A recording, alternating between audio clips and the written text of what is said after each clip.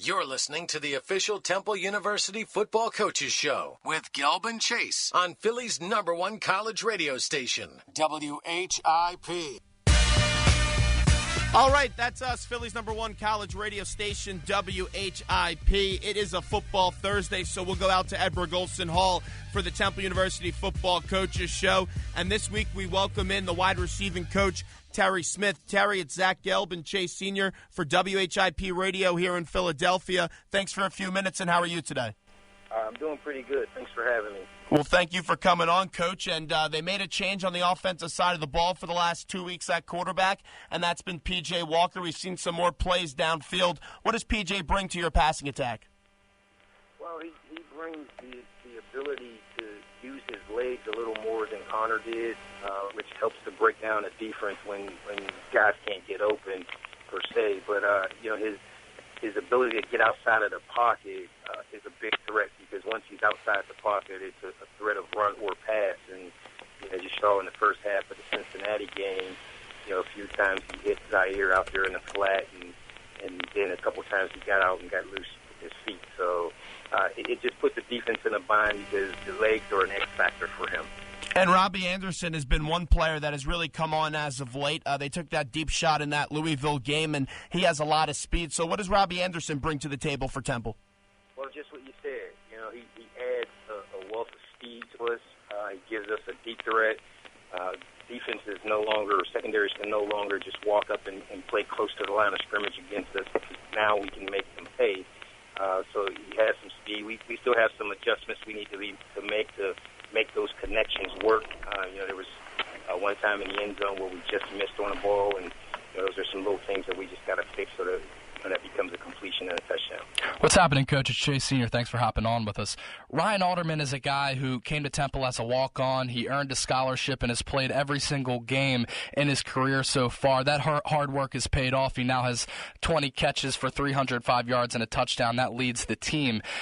What kind of guy is Ryan on and off the field? It speaks to his perseverance that he came here as a walk-on, earned a scholarship, and now you can line him up anywhere on the field, and he's been successful so far.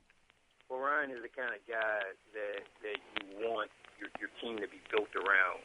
He's a hard-working guy. He doesn't say too much. He leads by example. He gets every ounce of his ability out of himself every day he comes out to practice, every day he goes out to the game.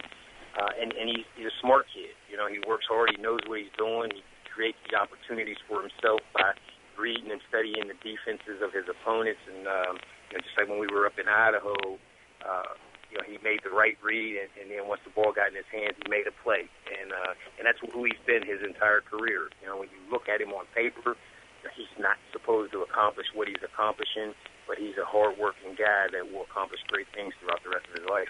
When you look at this group of wide receivers, virtually everybody that has contributed this year is going to return next year with the exception of Ryan Alderman.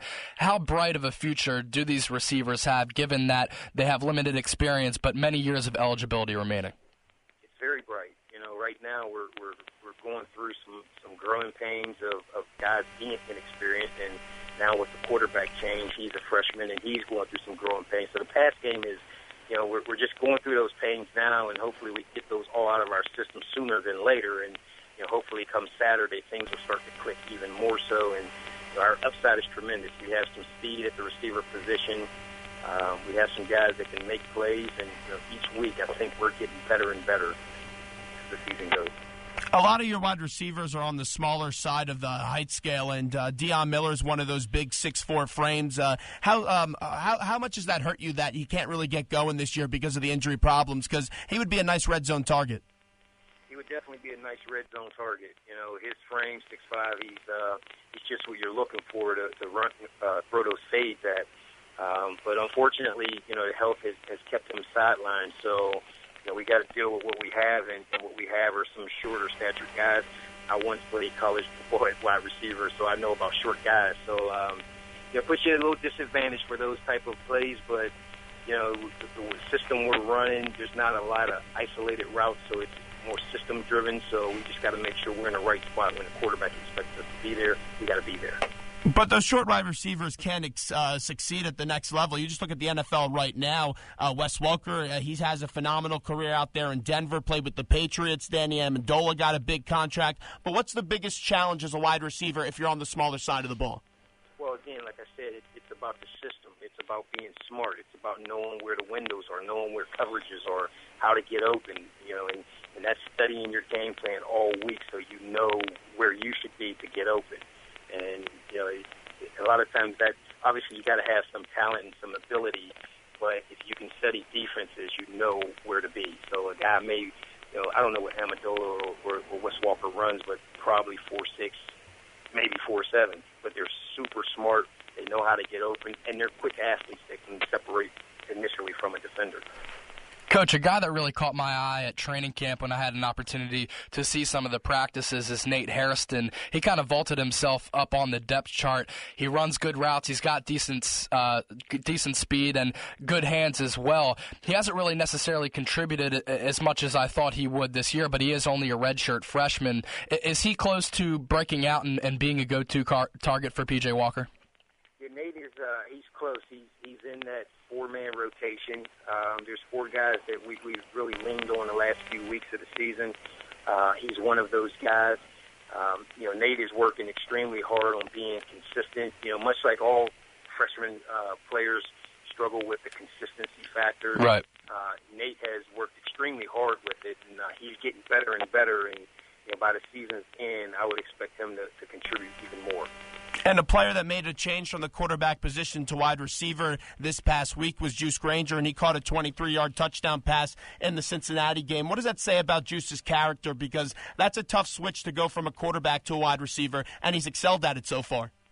Well, Juice is a great guy, and like you said, it's extremely tough to go from quarterback where you're the leader of the team and to switch a position.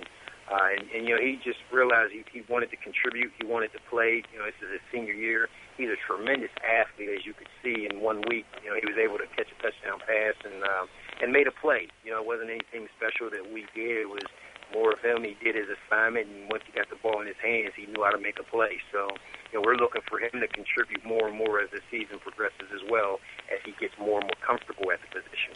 Earlier this season, we saw that Connor Riley had some athletic ability, but P.J. Walker has elite speed, and when the pocket breaks down, he can elude the tacklers and extend the play in the pocket with his feet. What type of things do you have to teach the wide receivers that would be differently from having a drop-back quarterback in the pocket more so than a running quarterback? Well, the most important thing is the scramble rules. PJ has the ability, if the pocket breaks down, that he can extend the play. So we have to get in our scramble moves, and as he rolls toward the pocket, we got to know that there's certain things we do as he scrambles toward us or if he scrambles away from us.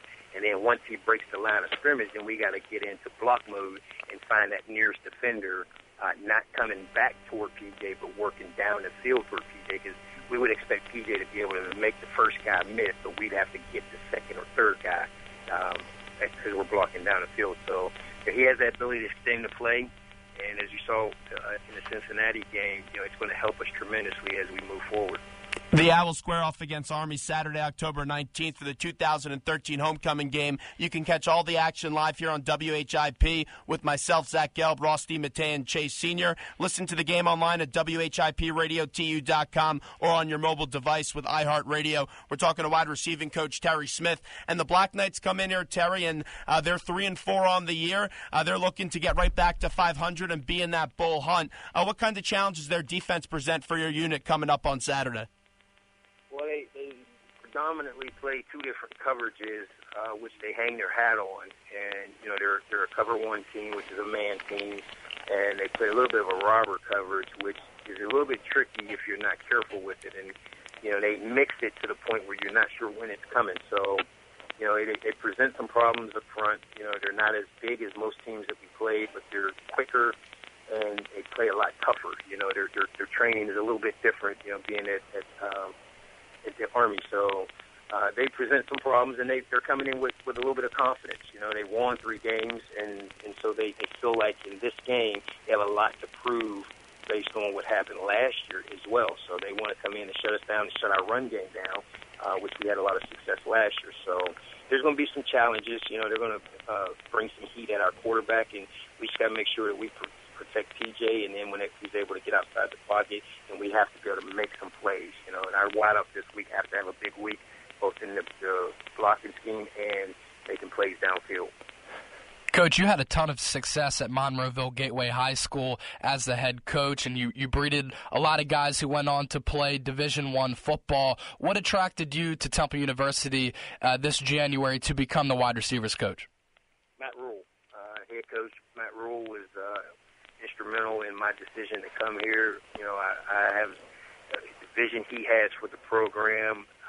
I'm fully in support of it 100%. I think he has the right plan in place. Obviously, we're going through growing pains in the first year, but when I got to Gateway, it was the same kind of situation. So I'm very familiar with starting from the ground up in a program and building it your way. So, you know, I embrace the challenge. I look forward to the challenge, and I think it's just a great fit for me and my family personally. I would have to imagine with the abundance of high school experience that you have, even with your NFL experience, CFL and AFL as well, that has to help recruiting, having that direct tie into the former ranks of high school football here as your wide receiving coach. Absolutely. You know, I was on the other side of the fence, so I know what the high school coaches are going through, what they're thinking, what the players are thinking, and now I'm on the other side of the fence as well with the college game. So it helps tremendously. Recruiting has gotten off to a really good start. You know, obviously come February, we'll know and finalize, you know, what those selections are. But, you know, we're trying to improve the talent pool, which each year we have to get better and better talent every year to become a successful program. You spent 4 years at Penn State under Joe Paterno. You got the opportunity every Saturday to play in front of a packed house, 100,000 screaming fans. How was that experience playing at an elite program like that and under one of the best coaches to ever do it? Well, Joe Paterno shaped my life. You know, a lot of my characteristics in coaching come from him. You know, he changed me at the time I was at Penn State. You don't always understand what the message is. Then when you become an adult and leave, then you really understand what the message is. And he put discipline into my life. He put structure into my life. And I try to bring those same characteristics to the team now. But, you know, that playing in front of 100,000 plus is, you know, second to none. It's a great atmosphere. It's a great environment. It's exciting, you know, and for our kids, it was that similar feeling as to when we went to Notre Dame. You know, you just get off the bus and the fans are there, and it's just an exciting atmosphere. Coach, we appreciate a few minutes today. Best of luck coming up for homecoming on Saturday. And let's go out there and get a victory, but we appreciate a few minutes today. I appreciate it. Thanks, Zach. Appreciate it, Chase. Terry Smith right there, Temple University wide receiving coach on the Coach's Show. Philly's #1 college radio station, WHIP. Main event, Zach Gelb and Chase Sr. We got to take a quick break right now, but on the other side, we'll do a little NBA talk. Sixers get ready to kick off the season in a few weeks. Stephen A. Smith from ESPN will join us next.